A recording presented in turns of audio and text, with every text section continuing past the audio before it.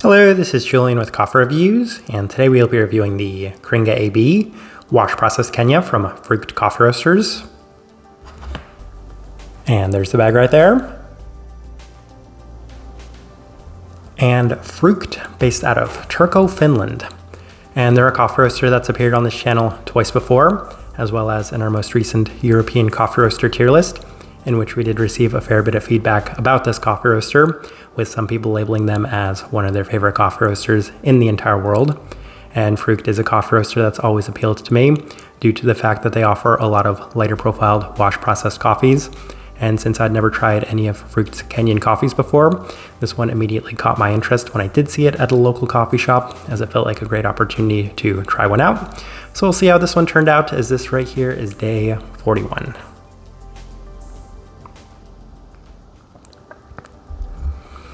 And recipe we went with for this coffee was based off of an old Frukt recipe I found, which essentially translated to a 15:1 water to coffee ratio, brewed at 94 degrees Celsius, about 201 degrees Fahrenheit. And I like this one best through the Chemex, which indicates a more medium grind. Roast profile for this coffee, this one definitely stays true to the term Nordic light, as this is a very light profiled coffee.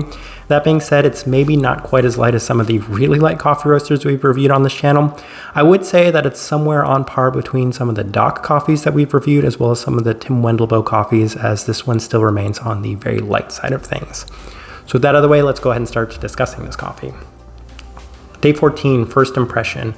Ran into the V60, and you could definitely tell that it was a Kenyan coffee, as there was a very slight savory aspect to the cup with a distinct Kenyan brightness followed by a slightly bitter fresh fruit component to it. The listed grapefruit felt very fitting with a clean candied sweetness to the cup, so a little bit of a mixed review from that first time trying it, but we continue on to day 17. Ran it through the Chemex, and it was another nice day, as is a pretty Kenyan forward cup yet again. It was offering enough sweetness to kind of contrast a lot of the brighter characteristics.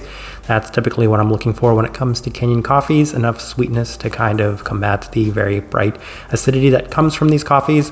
More in terms of the bitterness, but pretty similar all around. Another solid day, not too much to add to that first impression. We continue on to day 19, ran it through the April brewer. And the coffee was tame again, as many of the components are a little bit more on the subtle side of things, including a more tame and moderate Kenyan brightness on this day. That might have been attributed to the slightly lower temperatures with the April brewer, as well as a slightly more concentrated recipe. Once again, plenty of the listed currants, slight fresh fruit components, as well as a slight bit more of this herbality. So another decent day, nothing too stand outish yet at this point. Day 23, back through the Chemex with higher temperatures, and I just wanted to try this out, and it definitely felt a little better, as the coffee in general was improving a little bit with time, as there was a slight bit more sweetness in the candied sense, more brightness with a little bit of that bitter citric aspect more present today. So it's kind of a little bit of a trade-off, slightly more sweetness, slightly more bitterness, a little bit more herbality as well. We continue on to day 27, same adjustments with the V60, and this coffee was coming out slightly more tame.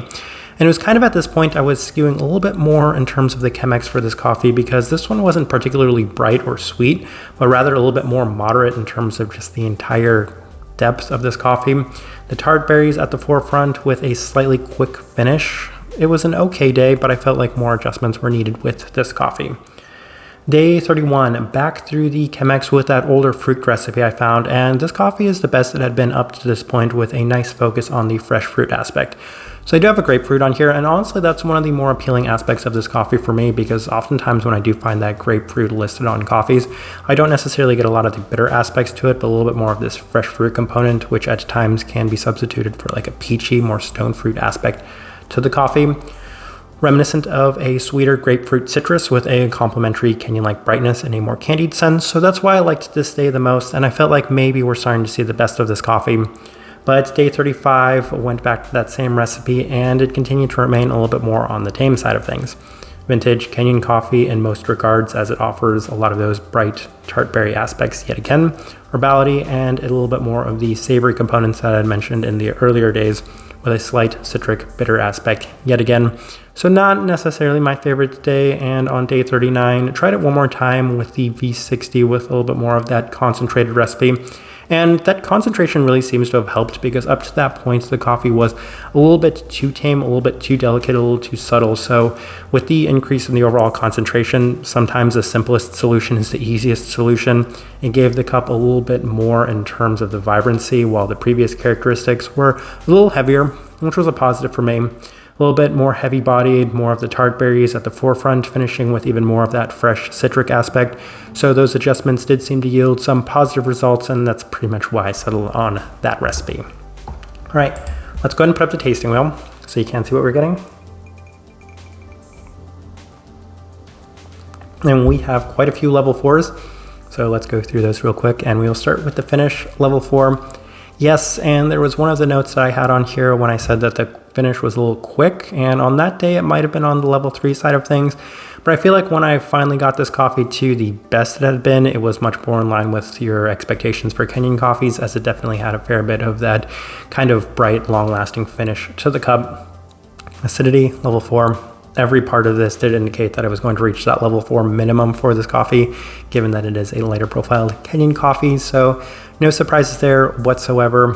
Florality, level 4. I don't recall whether or not they had any sort of floral notes listed on here, but that was very much in line with that kind of classic Kenyan florality that you'll experience. Most oftentimes it's associated with hibiscus for me, so that's where it's going to go, as there was a slightly kind of herbal aspect to that.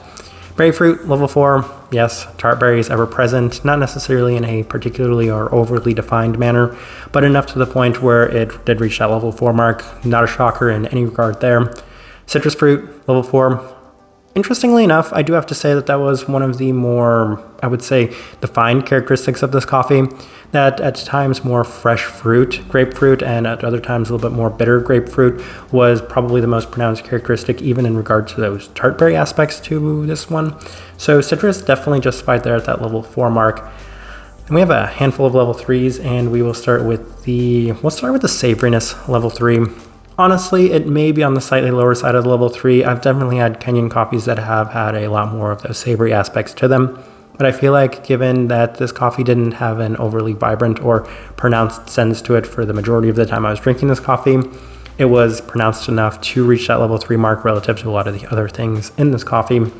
Body, level 3. Yes, and this is the first thing I'm going to kind of adjust based off of this tasting wheel.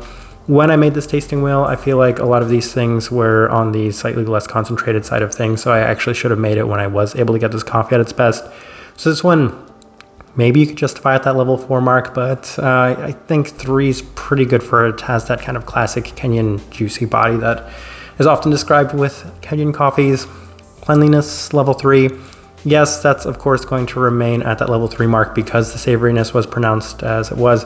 I always say that I can't justify Kenyan coffees to reach that level 4 mark when I am receiving a fair bit of those savory aspects to them. So, I mean, it's a clean coffee, but at the same time, the savoriness is kind of hurting where it's going to place on this tasting wheel. Sweetness, level 3. Yes, even with the adjustments, even with the slightly more vibrant aspects of this coffee, I feel like it didn't justify pushing it above that level 3 mark. So it is there, and I don't think I would adjust that even with maybe some of the better days I have experienced from this coffee. Stone fruit, level 3. As I did mention previously in this video, oftentimes that grapefruit aspect can taste a little stone fruit-esque to me, so that's why it's there in a very kind of slight, more subtle peach manner to this one. And then we have a bunch of level 2s, but yeah, honestly, I think those are probably the only things in this tasting wheel worth discussing. I do think it's a pretty good representation of what I was getting from this coffee. All right, so my overall thoughts and impressions of this coffee. It is kind of interesting because this has been my experience with every Frukt coffee that we've reviewed up to this point. We had the Ethiopian and then we had the Honduran coffee from them, and both seemed to yield slightly lower results in terms of the sweetness and a fair bit of brightness to them.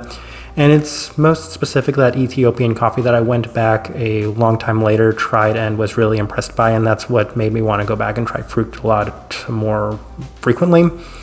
But I think what continues to happen here is I struggle at times with lowering coffees. Like, lowering coffees don't always come out the most sweet to me, and at times they can be the most difficult to work with for me specifically. And Frukt, of course, is a lowering-based coffee roaster, and I feel like maybe some things are missed on my end. Given that previous experience I've had with them where giving it a lot more time it begins to open up, and I just wasn't experiencing that. I mean, we have 4-day increments when I was really struggling with this coffee early on to see if maybe some more time would yield some more positive results. But it didn't. The only thing that seemed to yield any positive results was just the increase in concentration overall. So this one was a little tricky for me to work with. It did come out a little bit more classic Kenyan coffee than I was hoping for. I was expecting a little bit more sweetness and vibrancy. So this one was a slight victim of expectations, but I mean, it's pretty well known at this point that these type of Kenyan coffees aren't usually my Kenyan coffees. So it's just pretty much safe to say that this one wasn't my specific type of Kenyan.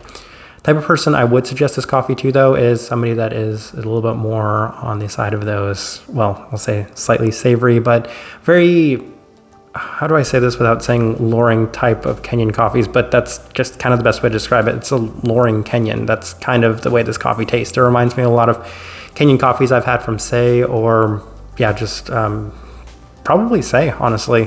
Reminds me a lot of those, lighter profile in general, maybe not necessarily the most amount of sweetness, but at the same time, a fair bit of the brighter berry aspects, brighter citric aspects to it, with a little bit of complexity to it, the herbality, the florality, all of those things that you associate with those type of Kenyan coffees.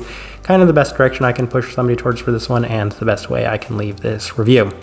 If you by chance had an opportunity to try this coffee, I'd love to know your thoughts and impressions of it as well. If you're enjoying the content, give this video a like, subscribe if you're not already subscribed. This right here has been a review of the Kiringa AB Wash Processed Kenya from Frukt Coffee Roasters. Thank you for watching.